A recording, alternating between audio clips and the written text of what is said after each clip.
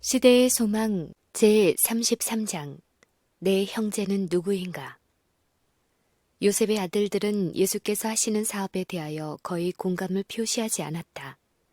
그분의 생애와 활동에 관하여 그들이 들은 소식은 그들을 놀람과 경악으로 충만하게 하였다. 그들은 그분께서 온 밤을 기도로 세우시며 종일토록 큰 군중에 둘러싸여 잡수실 만한 시간도 얻지 못하신다는 말을 들었다. 그분의 친구들은 그분께서 끊임없는 활동으로 자신을 지치게 만들고 계신다고 생각하였다. 그들은 바리새인들에 대한 그분의 태도를 설명할 수 없었으며 그분의 이성이 안정을 잃어가는 것이 아닌가 하고 두려워하는 사람도 있었다. 그분의 형제들은 이 소식을 들었으며 그분께서 사단의 능력을 빌어서 사귀를 내쫓는다는 바리새인들의 비난도 들었다. 그들은 예수님과의 관계로 말미암아 그들에게 임한 비난을 뼈저리게 느꼈다. 그들은 그분의 말씀과 이적이 어떤 소동을 일으켰는지 알고 있었다. 그리고 그들은 그분의 대담한 말씀에 놀랐을 뿐 아니라 그분이 서기관들과 바리새인들을 비난하는 것에 대하여 분개하였다. 그들은 이런 모양의 활동을 중지하라고 설득하든지 강권하기로 결정하였다. 그리하여 그들은 어머니에 대한 그분의 사랑을 이용하면 좀 더 신중하게 처신하도록 그분을 설복할 수 있으리라고 생각하고 그들과 협력하도록 마리아를 부추겼다. 예수께서 사기들어 눈멀고 벙어리 된 사람을 고치시는 이적을 두 번째로 행하셨을 때 바리새인들이 저가 귀신의 왕을 빙자하여 귀신을 쫓아낸다는 비난을 되풀이한 것은 이 일이 있기 직전이었다. 그리스도께서는 저희가 성령의 역사를 사단의 행위로 여김으로 축복의 근원에서 자신들을 차단하고 있다고 명백히 말씀하셨다. 예수님의 신적인 신분을 식별하지 못하고 그분을 반대하던 자들은 사유하심을 받을 수 있을지 모른다. 왜냐하면 성령을 통하여 잘못을 깨닫고 회개하도록 이끌림을 받을 수 있기 때문이다. 사람이 회개하고 믿는다면 죄가 어떠하든지 그리스도의 피로 씻음을 받으나 성령의 역사를 거절하는 자는 회개하고 믿을 수 없는 자리에 자신을 두는 것이다. 하나님께서는 성령을 통하여 심령에 역사하시는데 사람이 고의로 성령을 거절하고 이를 사단에게서 온 것이라고 말한다면 하나님께서 저들과 교통하실 수 있는 통로를 끊어버리는 것이다. 성령을 끝까지 거절하면 하나님께서 그 영혼을 위하여 더 이상 하실 수 있는 일은 아무것도 없다. 예수께서 이렇게 경고하신 바리새인들 자신이 저희가 그분에게 한 비난을 그대로 믿은 것은 아니었다. 구주께 마음이 끌리지 않은 성직자들은 한 명도 없었다. 그들은 성령의 음성이 저들의 마음 속에서 예수님이 이스라엘의 기름 부음을 받은 자니 그분의 제자가 될 것을 고백하라고 재촉하는 소리를 들었다. 저들은 그분의 임재의 빛 가운데서 그들의 부정함을 깨닫고 그들로서는 만들어낼 수 없는 의를 사모하였다. 그러나 저희가 그분을 거절한 후에 그분을 메시아로 받아들인다는 것은 너무나 굴욕적인 일이 될 것이었다. 그들의 발을 불신의 길에 들여놓았으므로 그들은 너무 교만하여 잘못을 자백하지 않았다. 그리고 그들은 진리를 시인하는 것을 피하기 위하여 구주의 가르침을 맹렬히 반박하기에 힘썼다. 그분의 능력과 긍휼하심의 증거는 그들을 경노하게 하였다.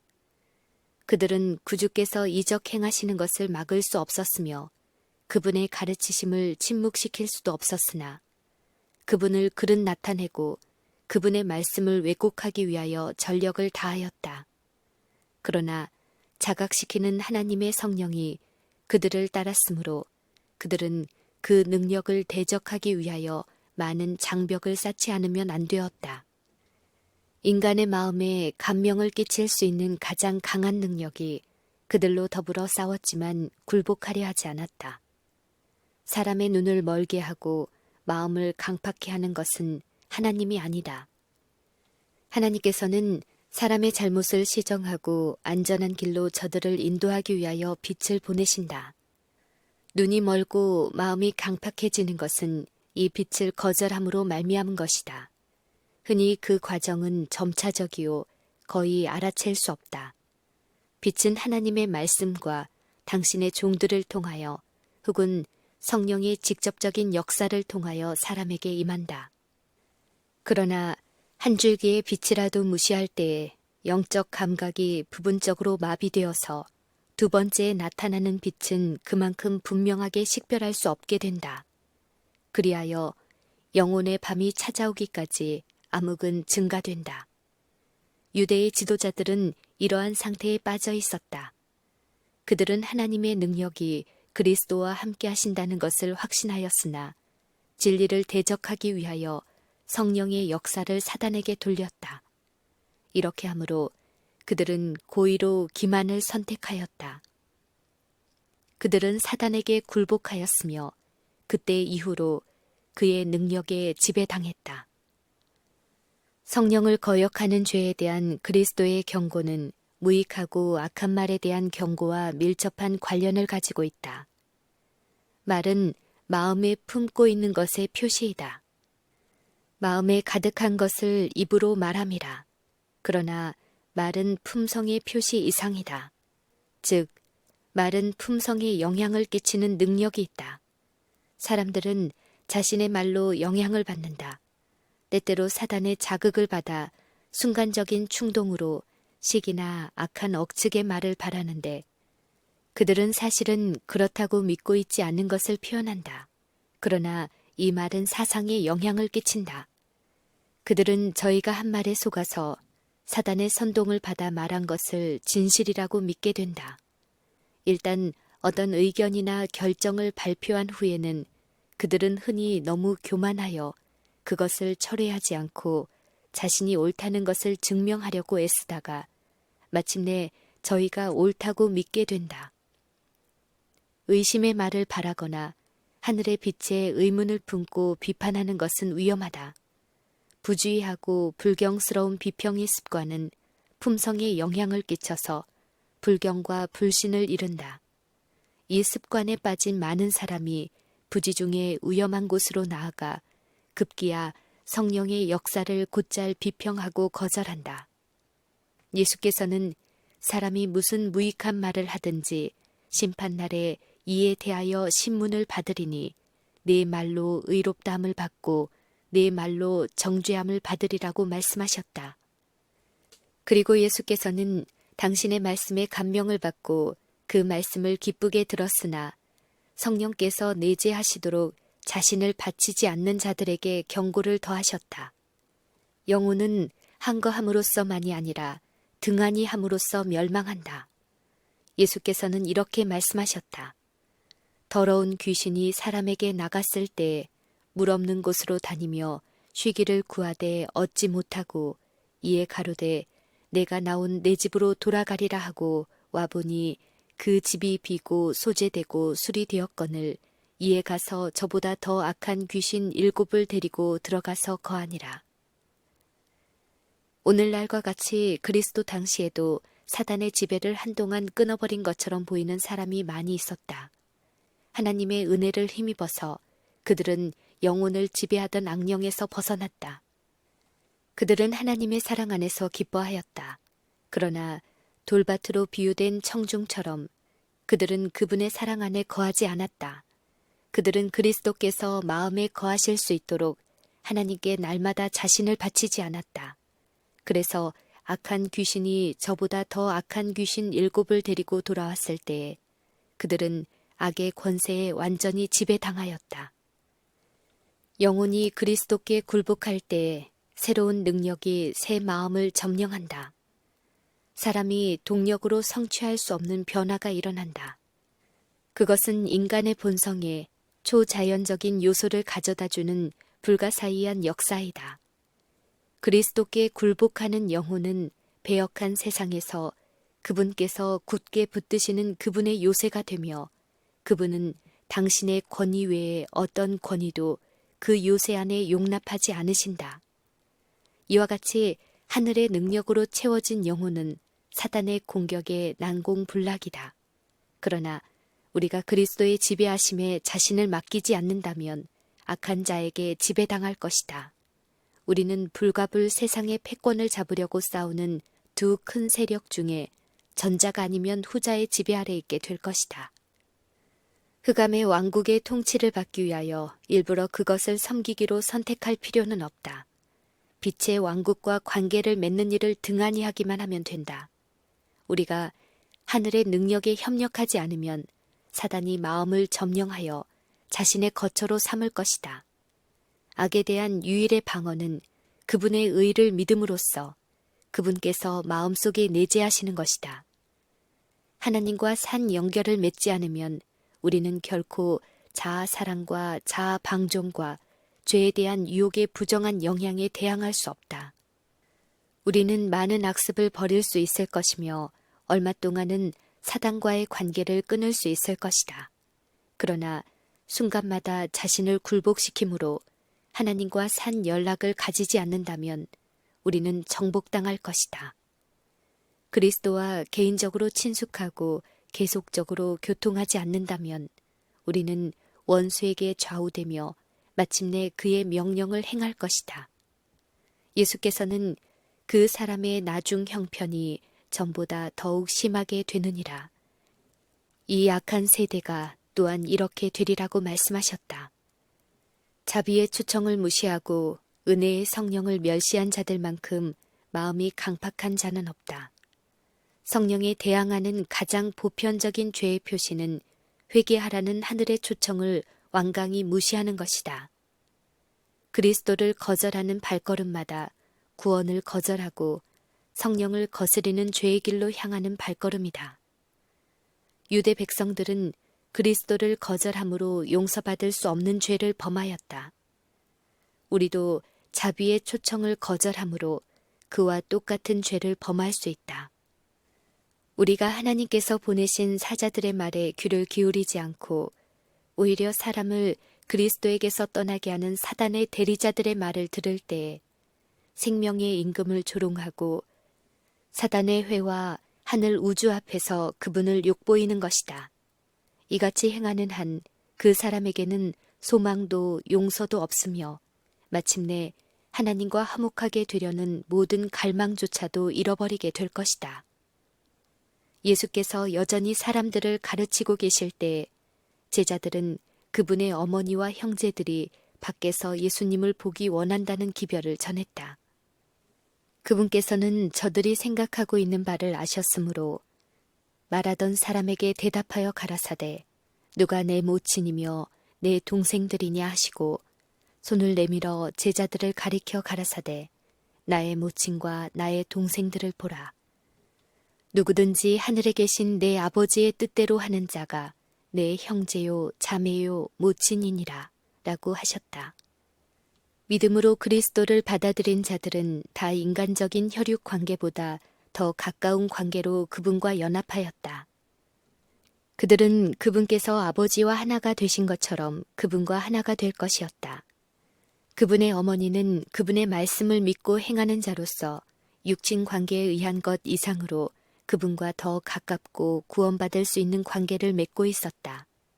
그분을 개인의 구주로 받아들이지 않는 한 그분의 형제들은 그분과 맺어진 관계에서 아무 유익을 받지 못할 것이었다. 만일 육친의 형제들이 그분을 하늘에서 오신 자로 믿고 하나님의 사업을 하는데 그분과 협력하였더라면 그리스도께서는 얼마나 든든하셨겠는가. 그들의 불신은 예수님의 지상생애에 어두운 그림자를 드리웠다. 그것은 예수께서 우리를 위하여 마신 쓰디쓴 질고의 잔의 일부였다. 하나님의 아들은 사람의 마음속에 있는 복음에 대한 불타는 적개심을 예리하게 느끼셨고 가정에서의 적개심이 그분에게는 가장 고통스러운 것이었으니 이는 그분의 마음이 친절과 사랑으로 충만해 있었고 또한 가족 관계에 있어서 친절한 관심이 좋음을 알고 계셨던 까닭이다. 그분의 형제들은 그분이 그들의 생각에 양보하기를 원하였으나 이러한 행동은 그분의 거룩한 사명과는 전혀 조화가 되지 않을 것이었다. 그들은 그분이 저희의 권면을 필요로 한다고 생각하였다. 그들은 인간적인 관점에서 그분을 판단하고 만일 그분이 서기관과 바리새인들이 용납할 수 있는 것들만을 말한다면 그분의 말씀으로 야기된 불쾌한 논쟁은 피할 수 있으리라고 생각하였다. 그들은 그분이 하늘의 권위를 주장하고 스스로 랍비들의 죄를 견책하는 자로 나서신 것은 분별 없는 처사라고 생각하였다. 그들은 바리새인들이 그분을 고소할 기회를 찾고 있음을 알고 있었으며 또한 그분께서 저희에게 그럴 만한 구실을 주었다고 생각하였다. 그들의 짧은 측량 줄로는 그분께서 오셔서 성취하고자 하는 사명을 측정할 수 없었다. 그러므로 시험 당하시는 그분을 동정할 수가 없었다. 그들의 거칠고 감사할 줄 모르는 말은 그들이 그분의 품성에 대해 참된 인식을 갖고 있지 못했으며 신성이 인성과 혼합되었다는 것을 식별하지 못한 증거였다. 그들은 그분께서 자주 슬픔에 차 계신 것을 보았으나 위로하기는커녕 저들의 생각과 말로 예수님의 마음을 상하게 할 뿐이었다. 그분의 민감하신 성정은 괴로움을 당하였고 동기는 오해를 받았으며 사업은 이해받지 못하였다. 그분의 형제들은 종종 진부하고 시대적으로 낡은 바리새인들의 철학을 제시하여 모든 진리를 알고 모든 오묘들을 이해하시는 그분을 가르칠 수 있다고 감히 생각하였다. 그들은 그들이 이해할 수 없는 것을 함부로 비난하였다. 그들의 비난은 그분의 골수를 찌르는 듯하였으므로 그분의 영혼은 피로하고 피곤하였다. 그들은 하나님을 믿노라고 공언하였고 하나님을 옹호한다고 생각하였으나 하나님이 육신이 되어 저들과 함께 계셨어도 하나님을 알지 못하였던 것이다. 이런 일들은 그분이 가시는 길을 가시밭길로 만들었다. 가정에서의 몰 이해로 너무 괴로웠으므로 그리스도께서는 그런 오해가 없는 곳으로 가서 위안을 얻으셨다. 그분께서 즐겨 찾아가신 한 가정이 있었는데 그 가정은 나사로와 마리아와 마르다의 집이었다. 믿음과 사랑의 분위기 속에서 그분의 영혼은 쉼을 얻으셨다. 그러나 그분의 거룩한 사명을 이해하고 인류를 위하여 지신 짐을 알 수 있는 사람은 세상에 한 사람도 없었다. 그분은 종종 홀로 되어 하늘 아버지와 교통하실 때에만 위안을 찾으실 수 있었다. 그리스도를 위하여 괴로움을 당하고 심지어 자신의 가정에서까지 오해와 불신을 감내해야 하는 자들은 예수께서도 그와 같은 고충을 겪으셨다는 생각을 함으로 위로를 얻을 수 있을 것이다. 그분은 그들을 불쌍히 여기신다. 그분은 당신 안에서 우정을 얻고 하늘 아버지와 교통하시는 중에 당신께서 얻으신 위안을 찾으라고 저들에게 분부하신다. 그리스도를 개인의 구주로 받아들이는 자들은 고아처럼 인생의 시련을 홀로 견디도록 방임되지 않는다. 그분은 그들을 하늘 가족의 일원으로 받아들이며 당신의 아버지를 그들의 아버지로 부르도록 분부하신다. 그들은 그분의 마음에 사랑스러운 자들이며 가장 부드럽고 영속적인 끈으로 당신께 결합된 소자들이다. 하나님께서는 저들을 향하여 비상한 온정을 품고 계시는데 마치 신적인 것이 인간적인 것보다 뛰어난 것처럼 육신의 부모가 무력한 우리에 대하여 느끼는 것보다 훨씬 더 뛰어난 온정을 품고 계신다. 이스라엘에게 주어진 율법 가운데 그리스도와 당신의 백성과의 관계에 대한 아름다운 예증이 있다. 가난하여 한 히브리 사람이 부득불 자기의 기업을 내놓고 자신을 종으로 팔게 될 때에 그와 그의 기업을 속량할 책임은 가장 가까운 친족에게로 돌아갔다. 그와 같이 우리를 속량하는 사업과 죄로 말미암아 잃어버린 우리의 유업은 우리에게 가까운 친족이신 그분께로 돌아갔다. 그분께서 우리의 친족이 되신 것은 우리를 속량하시기 위함이었다. 우리의 구주가 되시는 주님은 부모나 형제나 친구나 애인보다 더 친밀한 분이시다. 두려워 말라. 내가 너를 구속하였고 내가 너를 지명하여 불렀나니 너는 내 것이라. 내가 너를 보배롭고 존귀하게 여기고 너를 사랑하였은즉 내가 사람들을 주어 너를 바꾸며 백성들로 네 생명을 대신하리라고 예수께서 말씀하신다. 그리스도께서는 당신의 보좌를 두른 하늘 천사들을 사랑하신다. 그러나 그분께서 우리를 사랑하신 그 크신 사랑을 무엇으로 설명할 수 있을까? 우리는 그것을 이해할 수 없다.